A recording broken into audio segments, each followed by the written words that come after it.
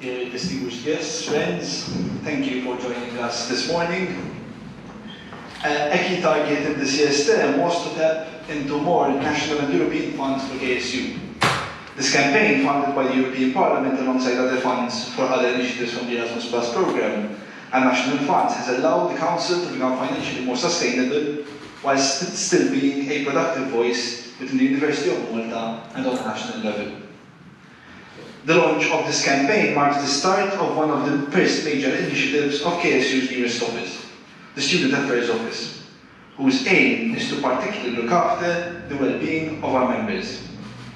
The reality is that many times we focus too much on awareness and not enough on how to make difficult situations better. In this campaign, whilst recognizing the need to educate others, we will also be proactively producing and generating ideas. Your FuturEU is aimed at engaging civil society by raising awareness and proposing policy discussions and changes among students at the University of Malta and young people across the country. Based on three main pillars, your FuturEU will serve as an umbrella campaign to three other sub-campaigns, all focused on policy related to the general well-being of students and young adults. Beyond the Influence aims to objectively tackle drug use, its consequences, but also ask the big questions such as: has the war on drugs been effective in curbing drug abuse? Is there room for relaxation of current laws? Are we creating more victims with the current approach? The FuturEU looks at current gender-related disparities that we are facing. Although we've come a long way both on the continent here in Malta, there is still plenty of work to be done. Finally, the third aspect of this campaign is titled Mind Your Health. This pandemic has exacerbated what was already happening. We are living through another pandemic in parallel, a result of the increasingly demanding and busy lives we are all living. A direct result of the major progress in technology we are now all used to. European institutions are complex and many times difficult to communicate with the average citizen. In Malta, the perception that the European project is merely an economic initiative prevails. For Europe to remain relevant, it must seek to have greater dialogue with its citizens on matters that are relevant, in a language that is relevant. Projects such as this one, run by civil society organizations, should bring real-life context to resolutions and policy makers in the European Parliament. The COVID-19 pandemic has proven that there is room for greater competences for the European Union in areas such as health. It is clear that when we tackle issues together, we go further. As we await the delayed launch of the Conference on the Future of Europe, whilst expecting discussions on the big ideas in governance, institutions and European integration, it is important that we also go down the level and discuss how Europe can contribute to the daily struggles of its citizens. And therefore, I hope that social rights will be an important aspect of this discussion so that all European citizens can aspire to a basic standard throughout the continent. Europe's place in the global stage is not a result of its military might, but rather a byproduct of its soft power qualities and normative influence. But for this to continue, we must ensure that Europeans across member states have access to the best social rights on the planet. Our compassion as a community is what earns Europe the respect it holds in the eyes of others across the world.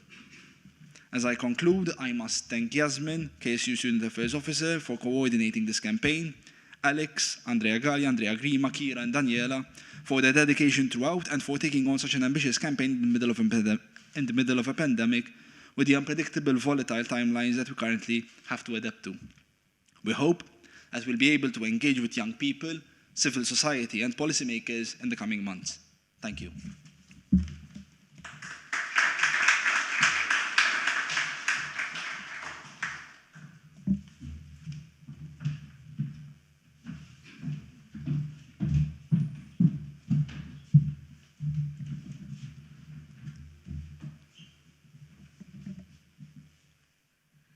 Dear guests, thank you for joining us today for the campaign launch of Your FuturEU. Your FuturEU, which is a campaign funded by the European Union, has as its main aim the engagement of civil society, particularly students and young adults, through the initiation of dialogues related to our future within the European Union. The intention is to then use these discussions as the basis of our policy recommendations at the end of the campaign. While raising awareness on the topics that we will be tackling importance to us, what we want to achieve is truly engaging, connecting, and empowering young people to become active citizens in society, even on a European level. It is only through collective participation and action that we can work towards having a brighter future in the European Union.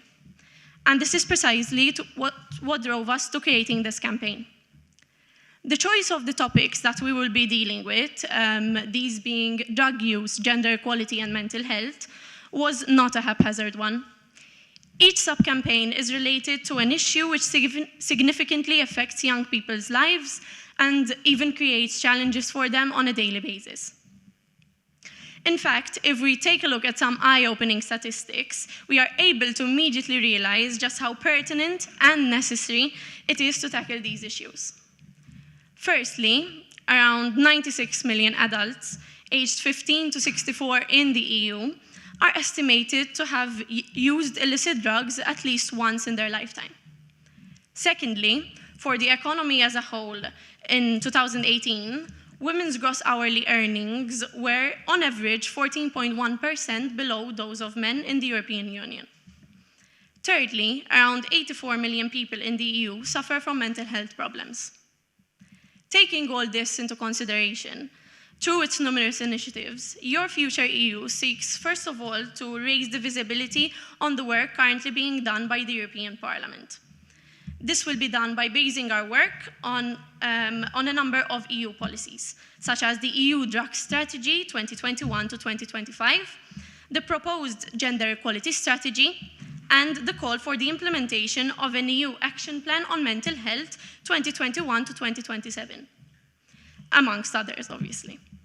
At the same time, the campaign hopes to serve as a catalyst for change and amendments to a number of policies to truly embrace youth's future, especially in a post-COVID-19 society.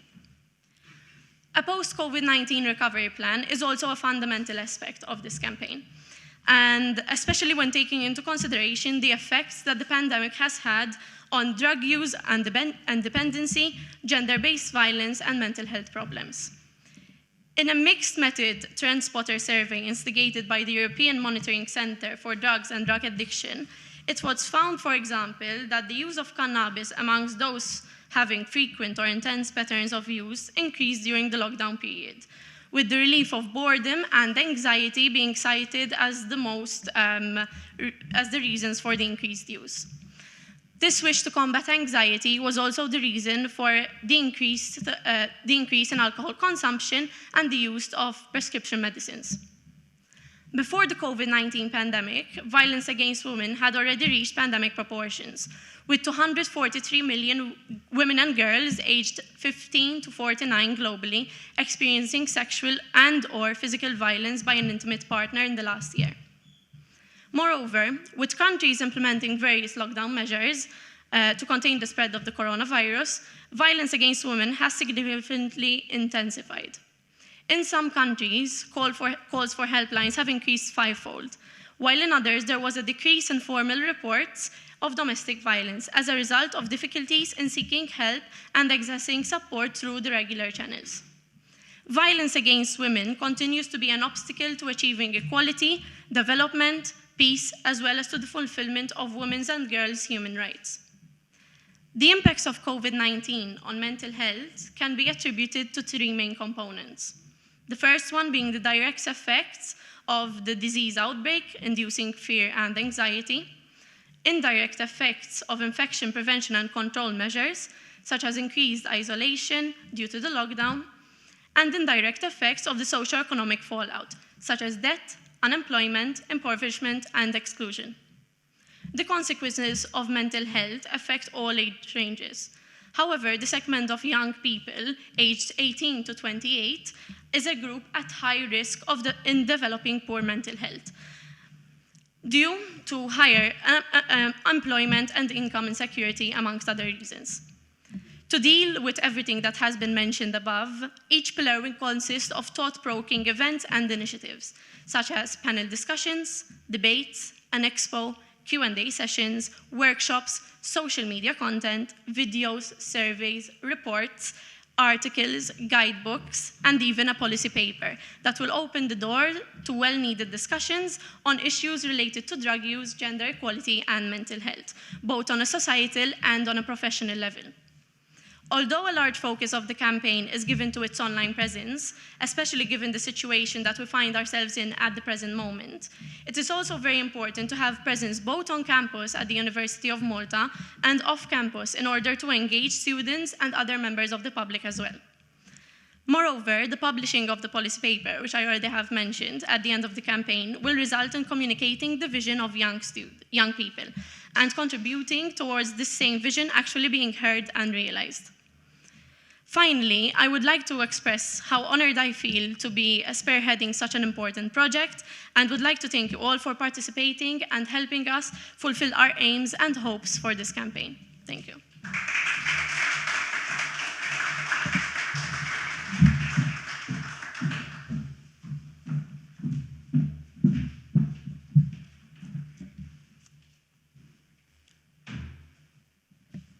Thank you, Yasmin, and thank you everyone for joining us. Quoting the European Monitoring Center for Drugs and Drug Addiction, around 96 million or 29% of adults aged 15 to 64 in the European Union are estimated to have used illicit drugs at least once in their lifetime, with the most commonly tried drug being cannabis, followed by cocaine, MDMA, and amphetamines.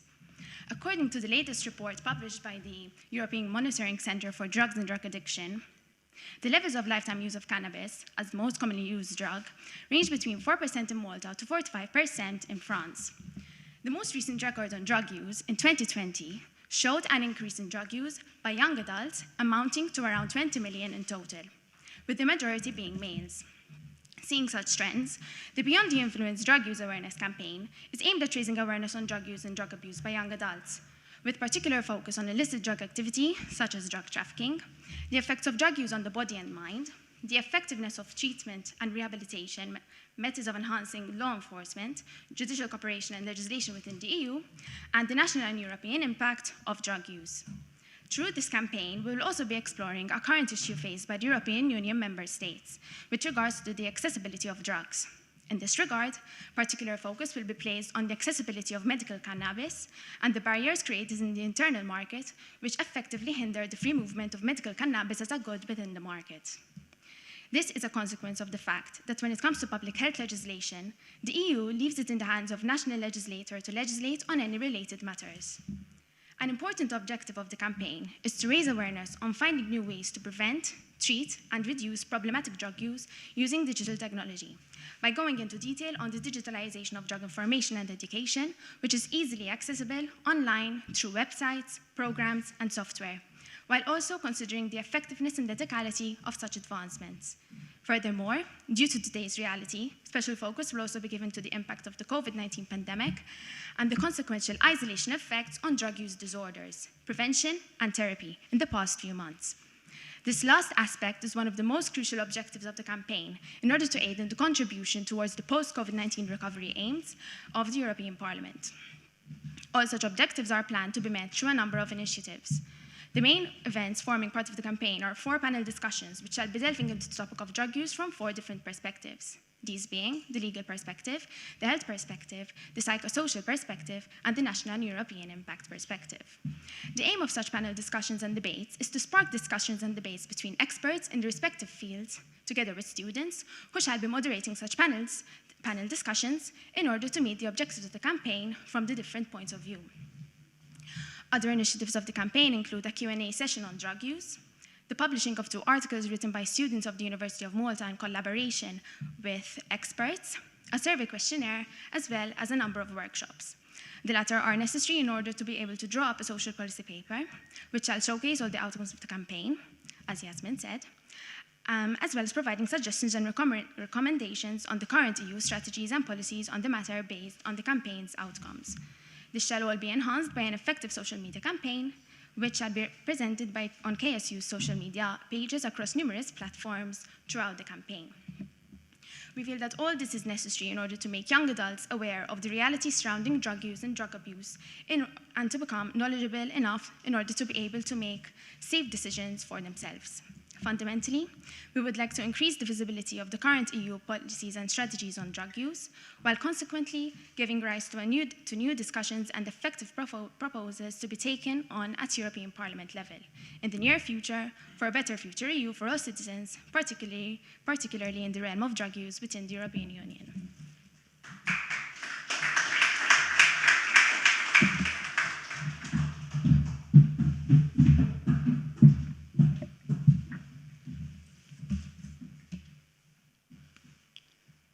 Thank you, Kira, and thank you everyone for joining.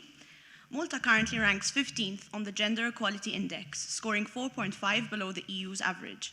However, it is currently one of the fastest progressors among all member states. This sheds light precisely on the aim of the campaign, to acknowledge the progress being made and the discussions taking place, whilst also highlighting the work and hindrances still perverting true equality in Malta. Though Malta's improvement in this regard over the past decade, the country still remains in touch with more conservative gender norms, affecting not only women. Thus, through this campaign, KSU wishes to address gender discrimination in its totality. The main scope of the FuturEU campaign is to acknowledge, address, and shed light on societal and institutionalized sexism against all genders. Though it is easy to argue that in 2021, all genders are offered equal opportunities and treatment, the reality is that there are still a number of sexist facets perverting true equality. Through a number of panel discussions, debates, and social media content, the campaign seeks to highlight the perils we all face, simply on the basis of sex and/or gender. These discussions will not only include sexist issues on a societal level, which despite being a massive contributing factor to sexism is not the only contributor. The FuturEU will also discuss sexist behaviors, approaches, and practices on a professional and institutionalized level in terms of stereotypes, recruitment, and remuneration practices. The campaign will start off in March with the celebration of Women Expo, intended to celebrate past, present, and future trailblazers who have defined or are defining gender stereotypes and norms, and have cemented their place as well-respected experts in their fields. Continuing on the theme of gender and employment, the campaign will also include discussions and debates on the interplay between gender and employment, and also on the proposed gender quota. By offering different perspectives, these discussions aim to explore possible instances and recurrences of gender discrimination on a local level, whilst also exploring possible solutions to these gender gaps. Throughout the months of March and April, the campaign will also be releasing social media content, highlighting institutionalized gender discrimination, such as the gender wage and representative gaps, but also highlighting more social instances of discrimination, which though individually may come across as a poor joke, in reality forms part of a dangerous, sexist, and toxic culture. In April, the focus shall shift to toxic masculinity with the Be a Man panel discussion. This is a relatively new term which emerged within the mythopoetic men's movement of the 1980s, coined by Shepherd Bliss, and he had used this to describe his father's militarized masculinity. During the 1990s and early 2000s, toxic masculinity spread from men's movements to wider self-help, academic, and policy literature.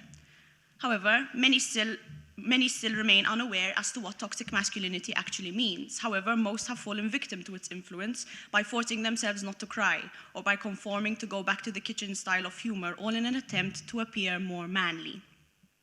Young boys showing emotion or even a remote sense of femininity are quickly told to be a man. These seemingly unimportant behaviors are what opens the doors towards creating harmful stereotypes and norms that preclude true liberty. Thus, the idea of this discussion is by inviting a number of men working in female-dominated industries to discuss their personal journeys in defying certain gender stereotypes and ideals that seem to be the norm for Maltese men.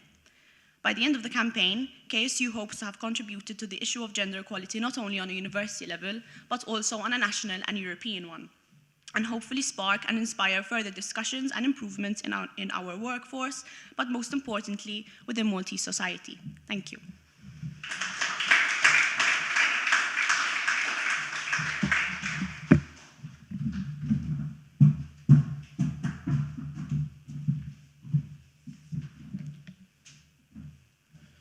Thank you, Alex. There's no doubt that 2020 was a tumultuous year. As in the rest of the world, 2020 will be remembered as the year of the COVID-19 pandemic, and for its devastating effects on people's physical health. However, such pandemics not only a threat to our physical health, but holds an equally as serious effect on our mental health. A person struggling with mental health should not be viewed any different than if someone were experiencing a physical illness. According to statistics, more than 1 in 6 people in the EU suffer from mental health problems. This roughly comes out to 84 million people across the European Union. Mental illness is not a choice or a failure, and it does not discriminate. It can affect anyone regardless of age, gender, sexuality, social status, ethnicity, or any other aspect of cultural identity. In fact, mental illness occurs at similar rates around the world in every culture and in all socioeconomic groups. Whilst we know that social isolation and loneliness is linked with poorer mental health and higher rates of depression and anxiety, the ongoing uncertainty around when things will return to normal and what that normal will look like also contributes to the heightened anxiety for young adults. For those whose family's well-being has been negatively affected by COVID, are experiencing unemployment or economic insecurity, there's a greater risk for adverse mental health outcomes. A Richmond Foundation research which spanned over 9 months showed that while in August, half of those aged between 16 and 24 had reported loneliness, 75% are currently feeling lonely. Feelings of loneliness and isolation among youths had also been particularly high during the early phases of the pandemic. Back in April, when schools were shut down and people were being urged to self-isolate at home, around 82% of those aged between 16 and 24 had expressed feelings of loneliness. Moreover, more than 16% of those aged between 16 and 24 thought about suicide at least once a week in December, up from less than 4% in June. The topic of mental health is therefore extremely prevalent amongst youth, and that is why we chose the third and final campaign to be a mental health awareness campaign, titled Mind Your Health. Launching in March 2021 and lasting till May 2021, this action will tackle 3 main pillars, these being mental health awareness, dealing with mental health, and beyond COVID-19, a European mental health strategy. Due to the isolation amongst youth caused by COVID-19 and the resulting closure of schools and social distancing regulations, this campaign will have as its target audience all students and young adults. The first 2 pillars, being mental health awareness and dealing with mental health, will deal directly with the mainstreaming of the stigma surrounding mental health, whilst also raising a discussion on mental health. These pillars will include projects whose focus is to start a conversation on how one might deal with mental health issues, and answering common questions relating to the stigma surrounding such issues, whilst also focusing on the mental health stigma amongst men and systems which can be put in place whereby men will feel more comfortable discussing their mental health. The third pillar, being COVID-19, a European mental health strategy, has as its object a post-COVID-19 recovery plan with a focus on the mental health strategy. This pillar will allow the target audience, being students and young adults, to discover and to discuss how mental health policies are to change and evolve in a post-COVID society. This pillar will include debates that will tackle how the COVID-19 crisis can be used as an opportunity to improve our mental health services, systems, and long-term policies, to be both better prepared for any future crises and to build resilience. The discussions, which result from the debates, will then lead into a chapter of the policy paper being published on the same topic. A chapter whose aim is to put a spotlight on mental health and develop an actionable approach. The paper also proposes ideas for the EU's future public health strategy post-COVID-19 and discuss the underlying long-term health effects of COVID-19 and its impact on mental health. According to the United Nations, good mental health is critical to the functioning of society at the best of times. It must be front and center of every country's response to and recovery from the COVID-19 pandemic.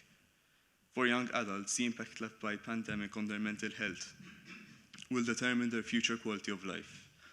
Through this campaign, our ultimate aim is therefore to raise awareness of mental health issues amongst youth and the long-term negative effects it may leave, whilst also creating sustainable mental health policies and strategies that will affect true change. Thank you.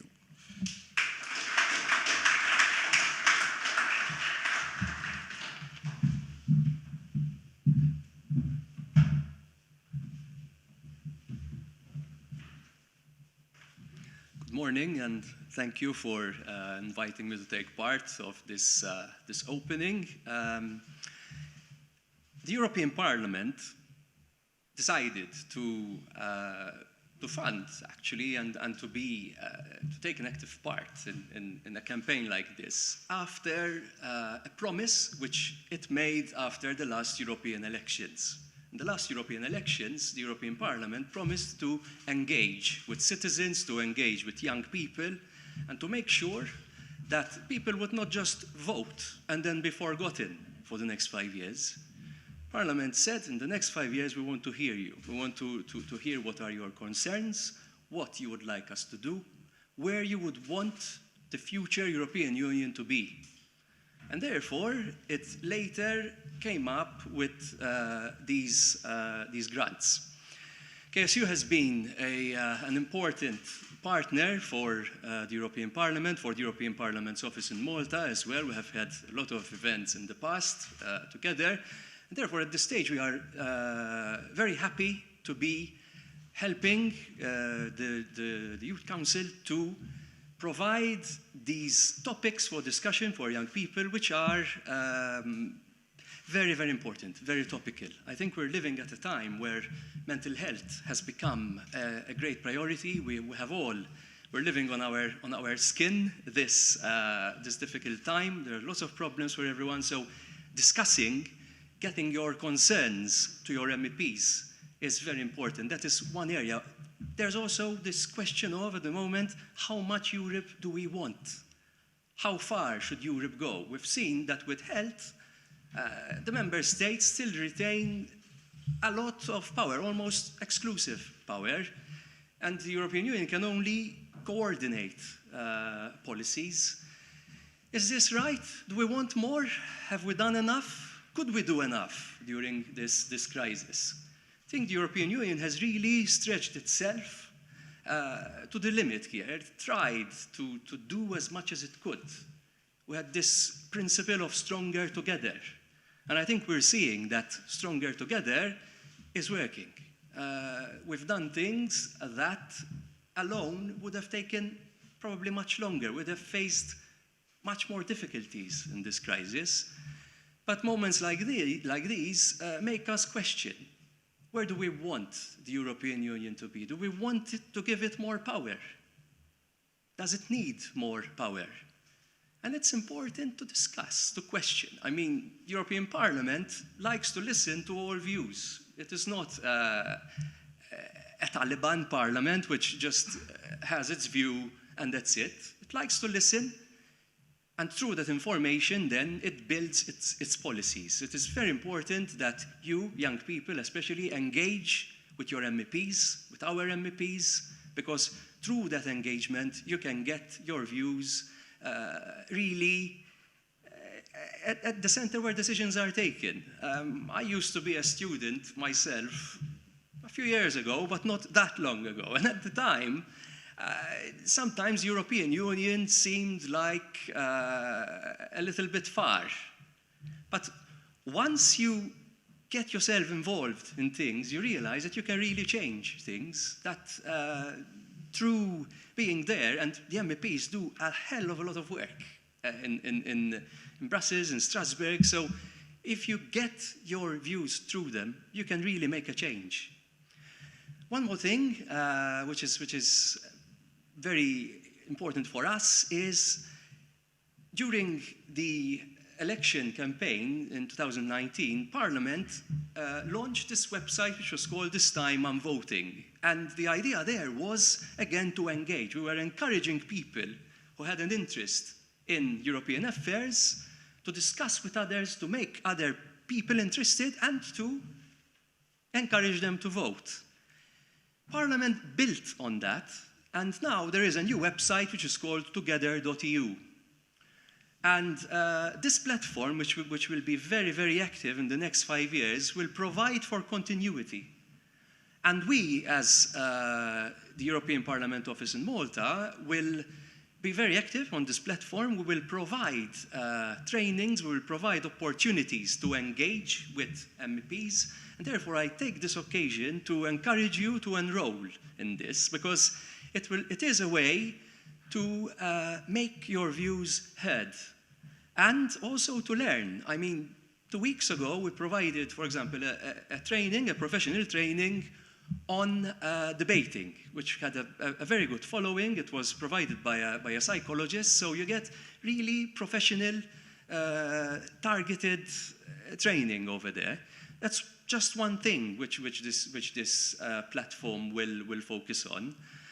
I really encourage you to participate in KSU's events because, as I said, these subjects I find extremely useful, extremely interesting, but also in the office's own events. So I wish KSU all success possible in this great endeavor. It's going to be a very busy few months. I was impressed at how ambitious you are, how many events you plan to organize, but that's excellent. This is what we want. We want young people who are enthusiastic, who are engaged, who want to learn, want to participate, and want to make their views heard and be effective. Thank you very much.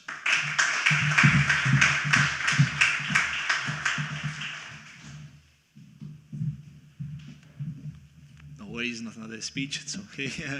So thank you all for coming. We hope to engage with you in the coming months as we continue with our campaign. Thank you.